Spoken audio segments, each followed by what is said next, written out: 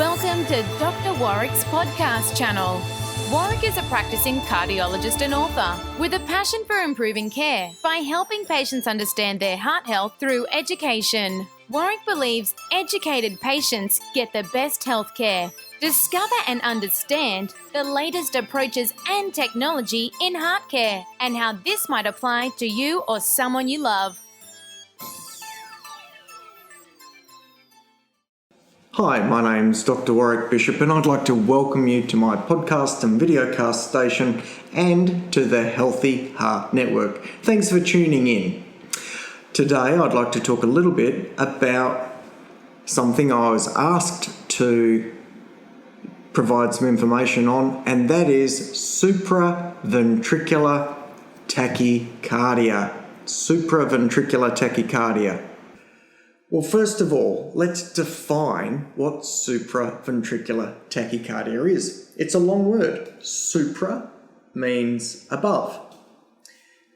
Ventricular is referring to the main pumping chamber of the heart. Tachy means fast.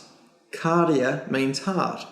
Supra, above. Ventricular, above the main pumping chamber. Tachy, fast, heart. So a fast heart that arises from the chamber above the main pumping chamber, that can only be a fast rhythm arising in the atrium. So supraventricular tachycardia, in common talk, common speak, means a fast heart that's occurring in the atrium. Okay, so how do we think about fast hearts in the atrium? Well,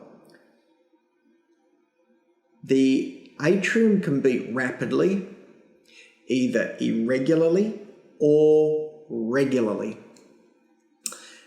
If it beats rapidly and irregularly, then this is generally a condition called atrial fibrillation. The heart loses its synchronicity. The atria loses its synchronicity, and it, if you like, twitches or vibrates, or the word we use is it fibrillates, and it fires off lots of electrical activity which heads down to the main pumping chamber of the heart, stimulating that heart to beat rapidly. So a rapid, irregular pulse is atrial fibrillation. I'm not going to talk too much about atrial fibrillation because, well, quite frankly, I've written a book about it. If you want lots of information, you could have a look at the book, which I know will be available from bookstores, but also your local library if you go and ask for it. So atrial fibrillation is a supraventricular tachycardia, but it's a fairly specific one, and it's really a topic of its own, so I'm going to move that to one side. The other type of supraventricular tachycardias are related to regular rhythm, and those regular rhythms are really related to short circuits occurring.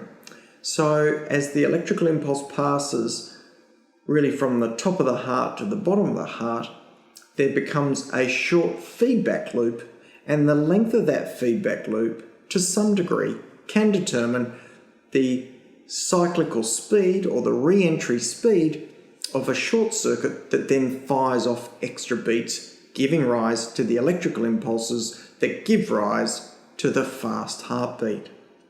There are three main short circuits I'd like to mention which can be associated with regular supraventricular tachycardia. And in general terms, I might just say in cardiological speak, when we say SVT, supraventricular tachycardia, we're normally talking about the regular rate, not the irregular atrial fibrillation type supraventricular tachycardia. So we often talk supraventricular tachycardia. We're most likely talking about these three types of regular rhythm, generally not the irregular rhythm. We call that atrial fibrillation, although strictly based on terminology and definition, it is an SVT. So the SVTs that I'm going to talk about are one, atrial flutter, which is very closely linked to atrial fibrillation anyway, and I mention it in the book. But atrial flutter is a short circuit where the short circuit loop is occurring in the right atrium, very close to the tricuspid valve. This short circuit loop is very specific, and it gives rise to a heart rate which we see regularly bang on 150 beats a minute. And it gives a very characteristic ECG as well. I won't talk about the ECG, but if you're a medical person, the term sawtooth is used. But it's a very specific flutter wave. The other type of supraventricular tachycardia is a paroxysmal sort, where the short circuit loop tends to be close to that node, the node that connects the atria to the ventricles where the electrical current flows through. That's the atrioventricular node. So the AV node. So if you've got a short circuit close to that, then that looping short circuit can fire off electrical impulses at a rate of somewhere around 160, 170, 180, 190 beats per minute, sometimes faster, but generally in that order. It's very rapid. The last SVT that's really important to recognize is when there's an aberrant conduction or a connection, an aberrant connection between the top of the heart and the bottom of the heart. Generally, a muscular band exists between the atrium and the ventricle, and this bypasses the normal electrical pathway through the atrioventricular node. The atrioventricular node sort of protects the ventricle from very fast heartbeats. So this accessory pathway, this connection between the top and the bottom of the heart, can bypass that, and it can be a real problem. This connection can therefore allow a short circuit, and this has been described by a group of people called Wolff, Parkinson and White. So if you hear the term Wolff-Parkinson-White syndrome, that's an accessory pathway giving rise to the possibility of a short circuit. I remember years ago I had a patient come in and say, "Oh, doc, I've got this condition, I've got a wolf in my heart." And I looked at this person thinking, what are they talking about? Until I eventually twigged that she didn't have a wolf in her heart at all. What she had was Wolff-Parkinson-White syndrome, and that's how she remembered it, which made me laugh a bit. It's quite funny. Anyway, how do we deal with these things? Well, atrial flutter gets treated a bit like atrial fibrillation. We can cardiovert it, but we can use medication sometimes to control it. Occasionally, we need to use electrophysiological ablation techniques to pass wires up into the heart and literally find that short circuit and burn a spot in it to disrupt that circuit, to break that circuit, and we can remove the rhythm by doing that, which is really cool. Atrial flutter can be a bit of a nuisance rhythm, often doesn't respond that well to medication. Occasionally it does. So ablations do occur with some frequency for this condition, depending on the patient's requirement and clinical situation. Supraventricular tachycardia or paroxysmal supraventricular tachycardia with a nodal reentrant short circuit. These people can be seen at a young age. We sometimes see kids, teenagers with this condition. Our treatment for it is generally related to how often it's occurring. So if it occurs, say, once every 2 or 3 years and it only lasts a couple of minutes, we may not do anything for it because it's really not such a trouble. And if we've diagnosed it, it's not causing too many troubles, then the cure may be worse than the condition. The nice thing is that this paroxysmal supraventricular tachycardia, PSVT, can often be managed with simple manoeuvres, people doing what we call Valsalva manoeuvres or altering the way blood flows back into the chest, because if we can alter the way the blood flows back into the chest, we can stretch the atrium or contract the atrium, and those changes may just knock the person out of rhythm. So what I tell people to do is to take a big breath in and hold their breath while they're standing up and blow against their closed mouth and nose, increasing the pressure in their thorax. By increasing the pressure in their thorax, they decrease blood flow back into the chest. Now, imagine this. So the blood now flowing back into the chest is reduced.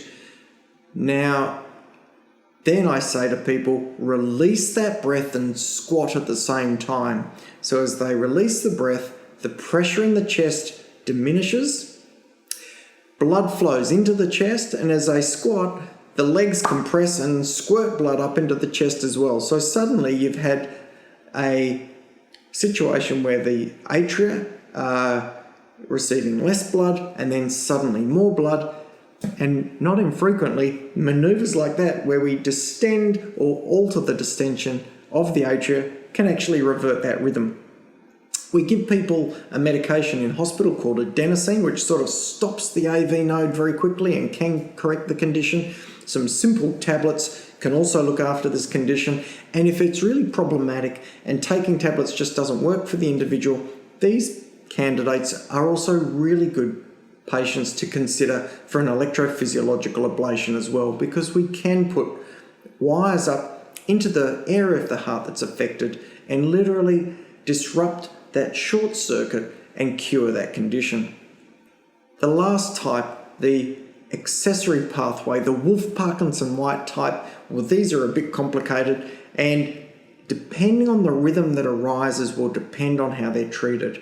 My preference tends to be to send these people off fairly early in the course of their presentation to get an assessment for consideration of electrophysiological ablation to remove that accessory pathway, as it can be a little bit of a problem down the line, particularly if these individuals develop atrial fibrillation at a later age. So there you go, a bit of a run through on supraventricular tachycardia. I really hope you've enjoyed it. I hope you've got something from this today. If you have any queries or questions, of course, please let me know. If you've got any suggestions for future podcasts, again, please also let me know. As always, I'd like to wish you the very best, and until next time, please don't die from a heart attack. Goodbye. You have been listening to another podcast from Dr. Warrick. Visit his website at drwarrickbishop.com for the latest news on heart disease. If you love this podcast, feel free to leave us a review.